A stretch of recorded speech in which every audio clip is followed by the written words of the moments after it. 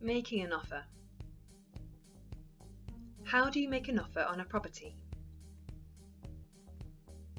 Firstly, keep your options open. Always have further properties in mind. Ideally, identify your top 3 properties. This will help you avoid a take it or leave it scenario. Communicating your offer.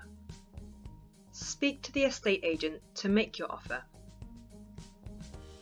Make the offer verbally, in person, or on the phone, and afterwards make sure you follow up in writing. What to include in your offer? You should include evidence of your proof of funds.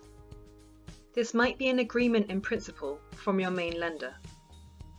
You may also consider writing an offer letter, giving reasons for your offer amount, particularly if you are offering below the asking price.